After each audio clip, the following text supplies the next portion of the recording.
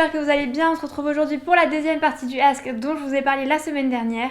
Du coup aujourd'hui c'est le Ask qui va plutôt être mené sur la partie jeune maman, la partie grossesse, maternité, etc. Juste avant de commencer la vidéo, je vous laisse me suivre sur les réseaux sociaux que je vous mettrai juste ici, c'est Ombelinenko un petit peu partout. Et on va commencer la vidéo tout de suite parce que j'ai plein de questions. Alors la première question qu'on m'a posée c'est qu'est-ce qui t'a mis le doute sur le fait que tu pouvais être enceinte ? Alors tout simplement le fait que je connais plus ou moins bien mon corps. Pour ceux qui suivent ma chaîne depuis quelques mois maintenant, vous devez le savoir, j'ai déjà été enceinte auparavant. C'est une grossesse que j'ai pas menée à terme parce que j'ai eu un IVG, mais du coup je connaissais mon corps avec les symptômes de la grossesse, je savais qu'il se passait quelque chose tout simplement. Et je voulais tout simplement en fait me persuader que je n'étais pas enceinte et je me suis dit que pour me persuader que je n'étais pas enceinte, il fallait que je fasse un test de grossesse qui me prouve que je n'étais pas enceinte tout simplement. Donc vu que j'avais un petit peu la poitrine sensible, j'avais la poitrine qui me tirait, j'étais très émotive, j'étais très fatiguée. Le matin je me levais à 10h, à 15h j'étais épuisée. Je pleurais pour un rien, typiquement quand Théo jouait à la play, je pleurais parce qu'il passait pas assez de temps avec moi alors qu'il avait passé toute la journée avec moi. Donc je me suis dit qu'il était le moment de faire un test juste pour me mettre un coup de pied aux fesses et me dire ok tu vois là tu vas voir que t'es pas enceinte et maintenant t'arrêtes de pleurer pour rien, tu te mets un coup de pied au cul et ça va mieux aller après. Et bah tout simplement du coup le test était positif. Mais du coup voilà, je connaissais mon corps, du coup ça m'a aidé à me dire qu'il se passait quelque chose. Ensuite, la deuxième question qu'on m'a posée, c'est est-ce que tu as l'impression qu'on te voit plus comme une mère que comme une femme maintenant que tu es maman ? Alors honnêtement, pour le coup, j'ai pas forcément l'impression qu'on me voit plus comme une mère que comme une femme. On me voit beaucoup comme une jeune maman, du coup, vu qu'on fait beaucoup acte sur mon âge. Mais en tout cas, en règle générale, dans notre famille ou dans mon entourage plus particulièrement, j'ai pas l'impression qu'on me voit plus comme une maman que comme une femme. Je pense que c'est plutôt dans notre couple qu'on a tendance à plus se voir comme des parents que comme un couple. Et ça, c'est un travail qu'on doit faire de nous-mêmes là-dessus. Ensuite, on me demande est-ce que la grossesse a créé des tensions avec ton copain ? Alors pas du tout. Peut-être un petit peu au début du fait que ce soit une grossesse surprise, du coup bah forcément on s'y attendait pas, c'était pas prévu, on n'était pas en essai bébé donc forcément bah ça met un choc. Il y a une décision qui est à prendre et nous la décision n'a pas été très simple. Donc peut-être un petit peu de tension on va dire au moment où on ne savait pas ce qu'on voulait faire, si on voulait le garder, si on voulait pas le garder, si on allait poursuivre la grossesse ou non en fait. Peut-être un petit peu de tension à ce niveau-là, mais après pour tout le reste de la grossesse, pas du tout. Théo, il a été un amour avec moi du début à la fin. Il a pris soin de moi comme pas possible, il a fait super attention à moi. Donc je lui en serai jamais assez reconnaissante pour tous les efforts et tout ce qu'il a fait pour moi pendant la grossesse. Mais on va dire qu'en règle générale, du coup, non, il n'y a pas eu de tension plus que ça dans la grossesse. Ensuite, en règle générale, on me demande combien coûte un bébé mensuellement en oubliant tout ce qui est vêtements, etc. Vraiment en comptant le lait, les couches, le soin pour le corps, etc. Pour notre part, c'est vrai qu'Elio ne nous coûte pas cher du tout pour la simple et bonne raison qu'on avait fait un stock déjà de couches avant la naissance, qu'on avait acheté tout ce qui est produit pour le soin, produit pour le corps, etc. avant la naissance et ça c'est pas des produits qu'on rachète toutes les semaines. Donc on va dire que ce qui nous coûte le plus cher c'est le lait parce que bah maintenant qu'il prend des gros biberons, forcément ça prend de l'argent. Mais pour vous dire honnêtement je pense que notre budget mensuel hors vêtements par rapport à Elio ça doit être entre 50 et 70 euros grand maximum. Là pour vous dire Elio a 4 mois et demi et il vient juste de finir le stock de couches qu'on avait prévu pour lui avant la naissance, donc voilà ça nous a quand même déjà bien tenu. Et quand je vous dis stock de couches c'est surtout dans le sens où il y a eu énormément de promos avant la naissance dans les magasins où on allait faire les courses, donc on s'est dit que c'était un petit peu le moment d'en profiter et de tout simplement faire le stock tant que ça coûte pas tellement cher.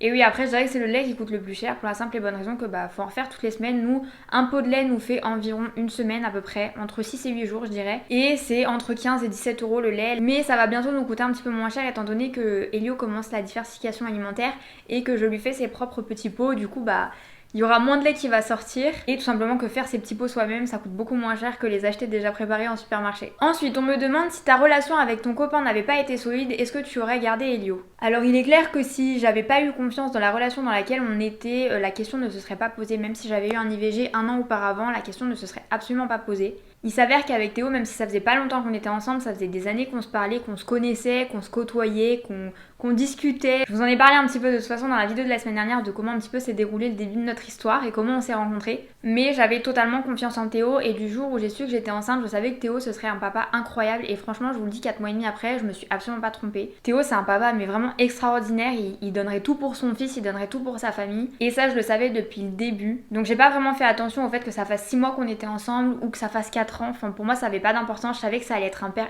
extraordinaire et je me suis vraiment pas trompée. En dehors des 6 mois qu'on était ensemble, si notre relation n'avait pas été stable et si j'avais pas eu confiance en le père qu'aurait pu être Théo, la question se serait absolument pas posée. Ensuite, on me demande comment a évolué votre couple après l'arrivée du bébé. Alors je pense que comme beaucoup de parents, en tout cas de jeunes parents, tu t'oublies complètement en tant que couple quand tu viens d'avoir un bébé, en tout cas pour les premiers mois. C'est vrai qu'on fait quand même beaucoup moins attention à nous, on pense beaucoup moins à nous, en fait on pense qu'à Elio, on fait en fonction d'Elio, par rapport à Elio tout le temps. Alors c'est tout à fait normal de s'adapter par rapport à lui, mais c'est vrai qu'on s'est un petit peu oublié ces derniers temps. On commence à essayer essayer de changer les choses, à essayer de redevenir un jeune couple comme on l'était avant. Mais c'est vrai que notre couple a du coup pas mal changé, en tout cas pour ma part je trouve qu'il a pas mal changé parce que on est devenus plus des jeunes parents qu'un couple. Mais après pour les gens qui se posent la question, parce que j'ai eu beaucoup de fois cette question sur TikTok notamment, ne vous inquiétez pas, tout va bien avec Théo, on est très heureux, très amoureux, il n'y a pas de souci. Mais oui voilà, on est plus des jeunes parents qu'un jeune couple en ce moment, mais on est en train de remédier à ça. Ensuite, tu l'as peut-être déjà dit, mais comment avez-vous choisi le prénom? Alors je sais pas si j'en ai déjà parlé dans une des vidéos, je sais que j'en ai déjà parlé sur les réseaux sociaux, notamment sur Instagram,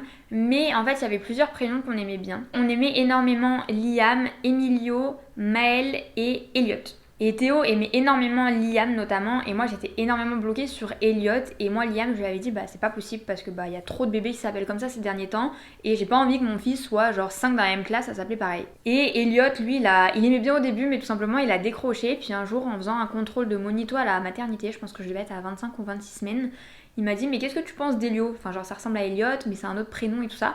Et au début je lui ai dit bon vas-y ok. Et on est resté là-dessus, mais moi j'étais persuadée que j'allais réussir à le faire changer d'avis pour qu'il s'appelle Elliot. Et finalement c'est devenu une évidence en fait au fil du temps. Je me suis rendu compte que en fait il pouvait pas s'appeler autrement que Elio quoi. Ensuite on me demande as-tu facilement accepté ton corps d'après grossesse? Alors ça c'est une question qui est un petit peu compliquée parce que je pense que j'ai envie de vous répondre oui et non en même temps. À l'heure où je vous parle aujourd'hui, du coup j'ai accouché il y a 4 mois et demi et je me sens extrêmement bien dans mon corps de postpartum, enfin dans mon corps tout simplement en fait. Et les premiers jours après l'accouchement, je me sentais aussi très bien dedans parce qu'en fait je me voyais perdre du poids à vue d'œil, je me voyais perdre des kilos à vue d'œil. Pour vous rappeler un petit peu, pour vous situer, en une semaine après la maternité, j'ai perdu 13 kilos. Donc en rentrant chez moi, j'avais déjà perdu plus de la moitié de ce que j'avais pris. Et il y a eu une petite période, je pense que je dirais le premier mois après l'accouchement, qui a été assez compliquée. Parce que du coup la montée de lait était partie et j'ai perdu toute la poitrine que j'avais pu avoir même avant la grossesse. Je voyais mon corps qui avait des vergetures un petit peu partout parce que j'ai perdu du poids tellement rapidement que mon corps s'est déchiré. Et en fait je voyais mon corps d'une manière dont je ne l'aimais pas du tout. Et là ça a été la période la plus compliquée pour moi parce que je ne m'acceptais pas physiquement et du coup je refusais de me voir nue et que Théo puisse me voir nue. Donc je passais, on va dire, je pense que c'est le premier mois, j'ai passé tout ce temps-là à me cacher. Fallait surtout pas qu'on voit une partie de mon corps, fallait pas qu'on voit ma poitrine, fallait pas qu'on voit mes fesses, fallait pas qu'on voit mon ventre. Enfin bref, en fait, je me cachais tout simplement. Et finalement, avec le temps, je vous dis, je n'ai pas forcément fait de travail sur moi-même, mais j'ai juste appris à apprécier mon corps. Mon ventre est plein de vergetures, pour vous dire, enfin des vergetures blanches, en tout cas, toute la bande là du ventre, j'ai plein de vergetures. Et finalement, je les aime bien parce que c'est la trace d'Elio sur mon corps et c'est bête à dire. Mais moi, je les trouve jolies, elles sont cicatrisées, elles sont blanches.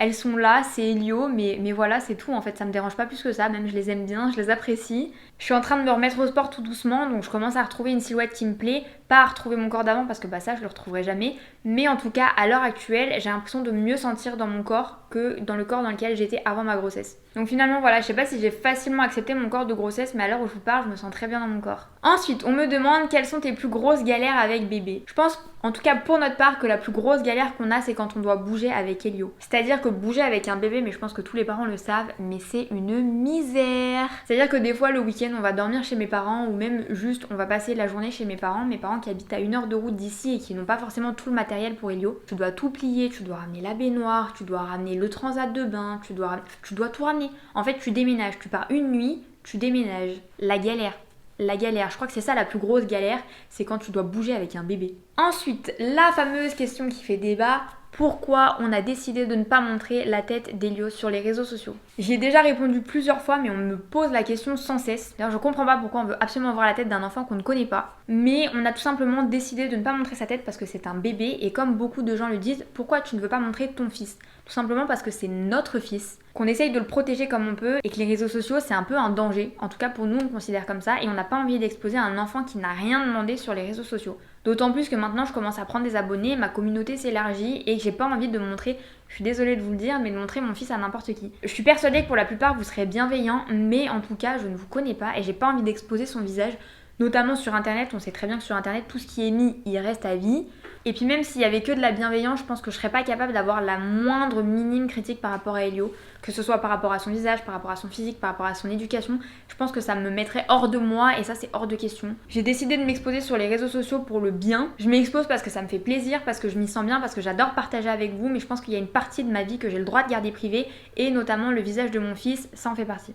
Et la dernière question qu'on m'a posée, c'est est-ce que tu as des projets pour l'éducation des lieux, notamment tout ce qui est DME et tout ça. La DME, c'est la diversification menée par l'enfant. Donc, de ce que j'ai compris, l'objectif, c'est un peu de donner des morceaux à l'enfant quand il est capable de manger des morceaux et de pas du tout passer par l'étape purée. Je pense comme projet, on parle aussi de Montessori et tout ça. Alors ça, j'en ai déjà parlé dans des précédentes vidéos, mais pas du tout. C'est vraiment pas quelque chose qui m'attire. Je respecte totalement le fait que beaucoup de personnes veuillent passer par cette étape-là pour l'éducation de leurs enfants, mais en tout cas, chez nous, la DME, ça nous intéresse pas du tout. Tout ce qui est l'éducation Montessori, ça nous intéresse pas du tout non plus. Je pense que pour son éducation, on fera au jour le jour, on fera avec nos valeurs, avec ce qu'on a envie de lui inculquer tout simplement, mais je pense qu'on verra en temps voulu parce que pour l'instant, il a 4 mois et demi, donc l'éducation, je pense qu'on peut pas faire grand chose maintenant. Mais en tout cas, non, pas forcément de projet prévu. Mis à part si on veut juste faire les bébés nageurs, mais alors ça, je pense que ça fait pas trop partie de l'éducation.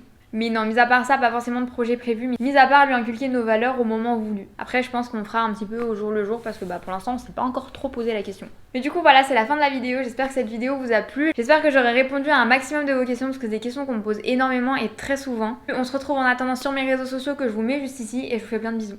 Bye!